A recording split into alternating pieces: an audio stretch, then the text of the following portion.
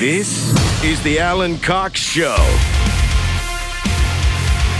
First day of summer for people who are keeping track at home. What do they call that? The solstice? Yeah, I believe. Is that the first? Is that the longest day of the year? I think it is. Is that what today is? The I think longest day of the year. Feels like it. Yeah, it really does. And back I feel like I was gone for a month. I know.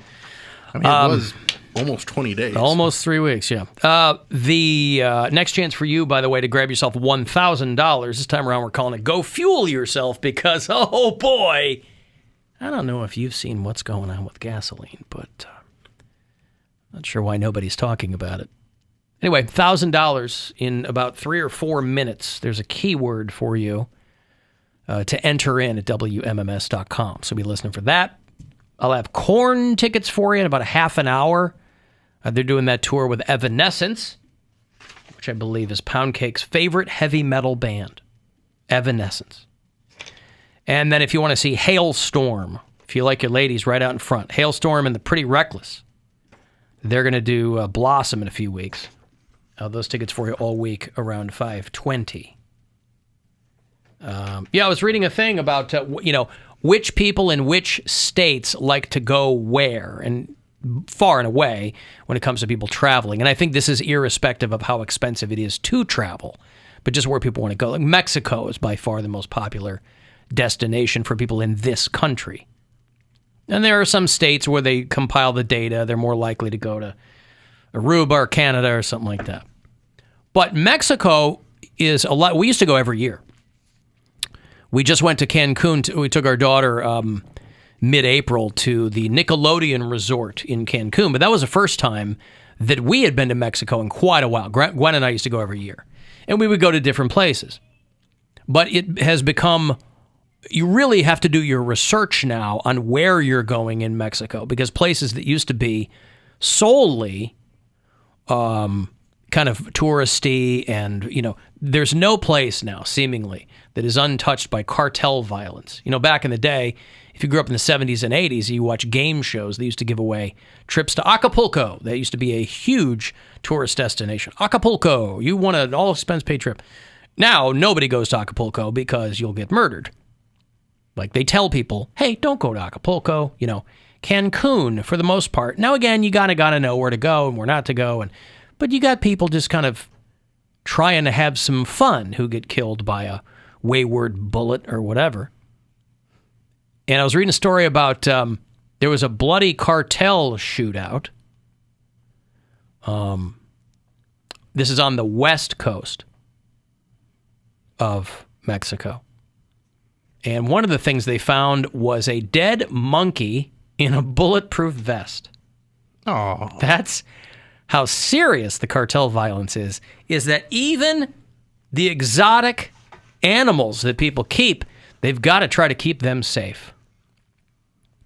11 gang members of a particular cartel died, including a monkey that was dressed in a tiny camouflage jacket and a small bulletproof vest. I believe they have a quote from the cartel member that killed this monkey, and he said, "I hate every ape I see from chimpanzee to chimpanzee." To chimpanzee. They said it was You'll unclear. never make a monkey. They said it was unclear whether the monkey, which was also wearing a diaper, died in the hail of bullets that killed his owner. Pray for Mojo. I don't know why they're assuming that the monkey hadn't been trained to do cartel business. Why do they assume that this is just a pet that was extraordinarily taken care of? A primate, they said, was killed at the scene, owned by one of the gang members. But imagine you come on that scene and you think you've seen it all. There can't be a more... You think cops have problems in the States. You think people here have problems with cops. Can't imagine a more thankless job than being law enforcement in Mexico. Oh, yeah. Where half the guys you work with are getting paid off, and so that they don't find their family decapitated when they come home. But you get to the scene, and you figure you've seen it all. And you get there, cartel shootout. There's a Bengal tiger walking around, for one thing. So this is a dude who had a handful of pets. Bengal tiger across the street, and then they find a dead monkey in a bulletproof vest. Authorities said that the tiger's claws and fangs had been removed. So here's a guy who goes, yeah, you know what?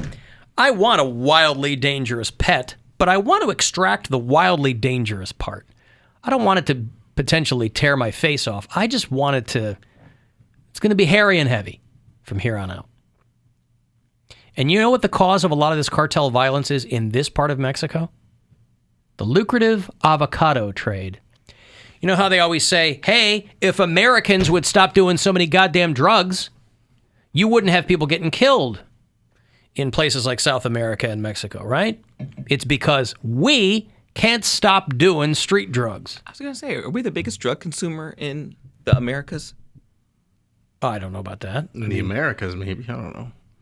But it's also, if you kids in your damn avocado toast. Yeah. Is that still a thing? Avocado toast? I think it is. I feel like that was a thing a summer. And people have been hanging on that for a couple of years. The lucrative avocado trade. Because, let's be honest, they have made inroads into, as more drugs are made legal in the United States, a lot of these cartels have had to look in different directions. Yeah, you got to diversify. Yeah. It's not going to be weed and cocaine forever. You want to get into the avocado business. You want to get into the banana business. That's you wanna, right. You know, and they know what they're doing when it comes to smuggling. When we went many, many years ago, we hadn't been in Cleveland that long, and Gwen and I went to Puerto Vallarta. What's that called, Poundcake? Puerto Vallarta. Puerto Vallarta. Puerto Vallarta. Puerto Vallarta. We went to Puerto Vallarta, which is in the Jalisco area of... and the Jalisco cartel is one of the most dangerous criminal organizations in the world. So you kind of have to keep your head on a swivel. And we didn't really venture too far out. Again, this was a decade ago, so you could still kind of like go into town and feel okay about it. These cities in Mexico, it's like the last place you'll find a Senor Frogs, you know? I didn't think about that. All the places that have, all the chains that died in the States are they're booming in Mexico, boy.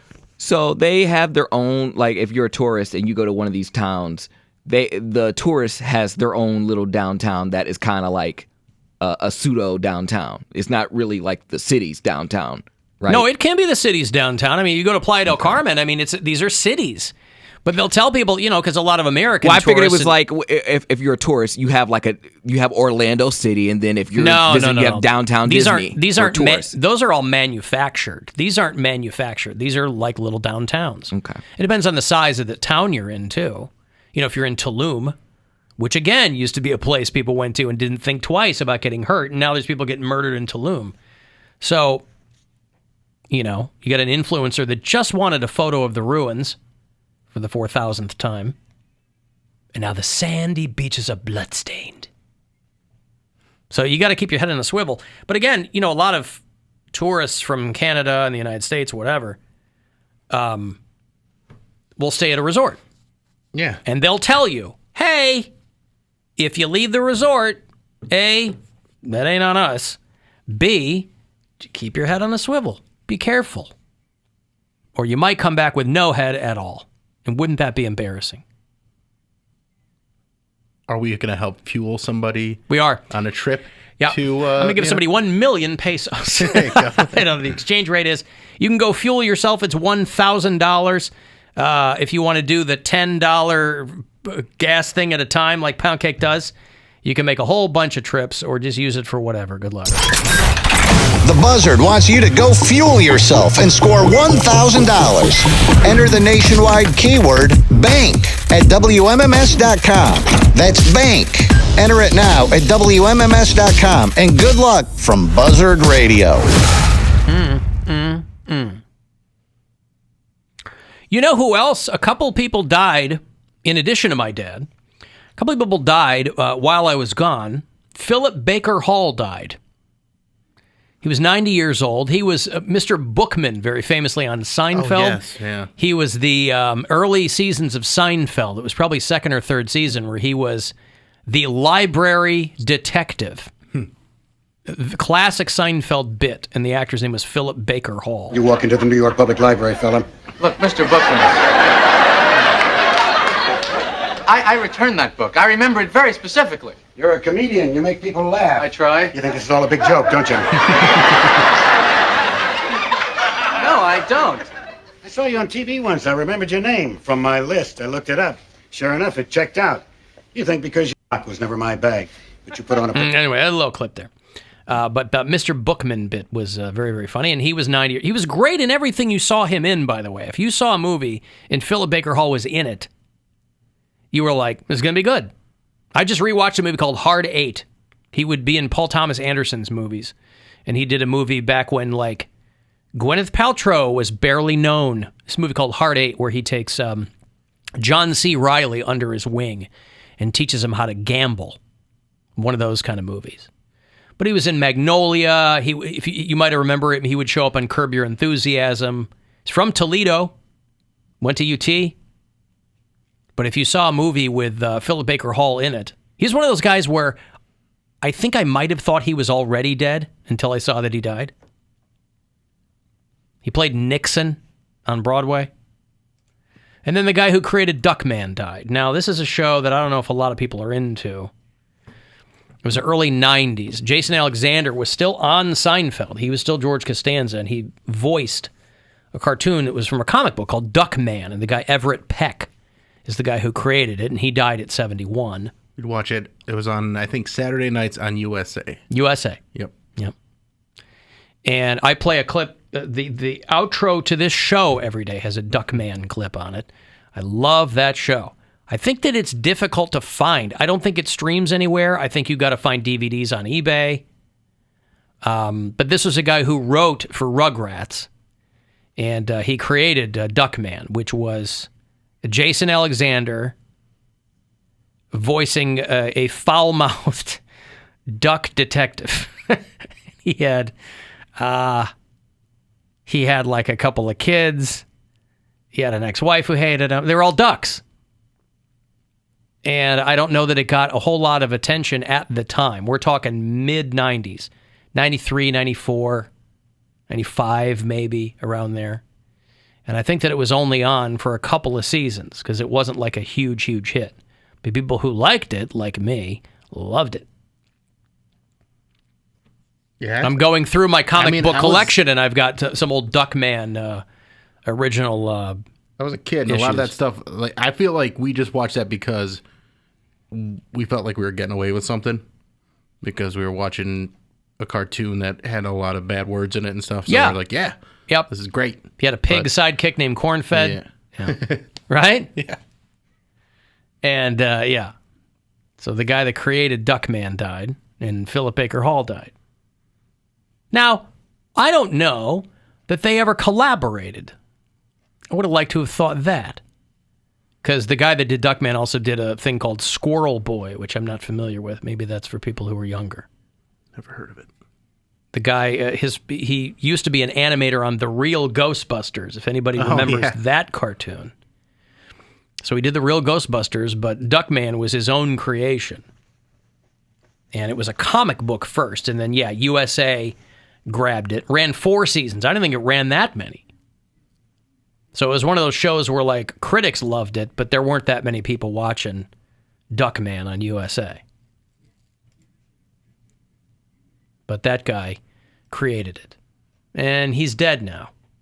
And they didn't say why.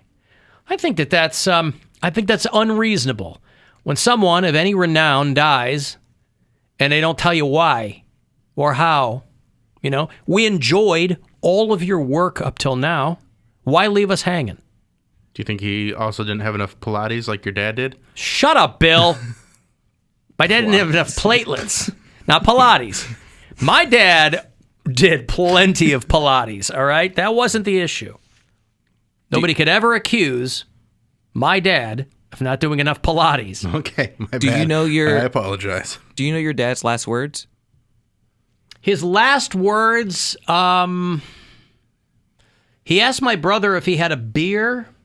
I remember that, but he was way loopy. Once we put him on the comfort care that last day, when we like made the decision to let him transition to what they call end of life care or palliative care. I don't know that what his last words were, because he kind of stopped talking. I mean, he didn't really open his eyes. He was still breathing and everything, but I think he was so sedated. Yeah, morphined, and they were really transitioning and kind of letting him go. But I remember him asking my brother for a beer. He was staring off because he died with his eyes open and his mouth open. Oh, no. And I did the thing where you close the eyelids, and I was almost surprised that it worked, because I felt like that was a movie thing. And it worked? It did work? It has been a long, long time since I've been with somebody in a hospital room and they died. So you were there when he took his last breath? We were all there. We were all around him. Like I said, it was the best case scenario, because we got an extra week with him that we probably should have never had. And we were all with him, because we had to all make the decision to transition. I don't think my mom understandably wanted to let him go, but she also realized, well, we can't keep doing this ad infinitum. Because like I said, the doctors, they'll just keep putting platelets and blood in him, and he'll continue to slowly bleed it out into his gut. Or develop more bruises or whatever. And so once you make that decision to transfer them into comfort care or whatever, they're in the same room. It's just they stop aiding them in what, it's actually nice, because they like remove all the tubes, so they get to go when they're going to go, whenever their body just naturally, whatever. So I closed his eyelids, but then I tried to close his mouth. Like, did it just do the... Didn't work. Well, it didn't work, Like it wouldn't even move? No, it would move, but his mouth wouldn't stay closed. Yeah. And so we all sat with him for about a half an hour, and, but his last words, I don't know what they were. I know at one point he was staring off, and we asked him what he was looking at, because obviously my mom is still very Catholic, and she's telling him that hopefully he's seeing something. I don't know if she said that, but, along those lines. And I don't believe in heaven, but if I did, he would absolutely be there. But we asked him what he was looking at, and he said, all the things in the garage. And my dad has a ton of things in the garage. Gosh, that's such a dad statement. Well, you know what I mean? All the things in the garage. I never cleaned that out. Your mom asked me to, and I didn't listen. I never did it. Don't be like me, son. Yeah. Keep your garage organized. Because when you go, it's too late. Son, before I pass, I just have to tell you this one thing. word. Keep your garage Plastics clean. The code to the safe is 16-5. No, there was no noise like that. There was no flick, because they turned the machines off. He wasn't on a machine. It was just, you stop doing things that would keep him alive, Okay, I've got to take a break here. I'll have Korn tickets for you on the way back. Korn and Poundcake's favorite heavy metal band, Evanescence, are coming to do Blossom end of August. So if you want to go to that show, I'll hook you up coming back. 35192 if you want to text. The Alan Cox Show.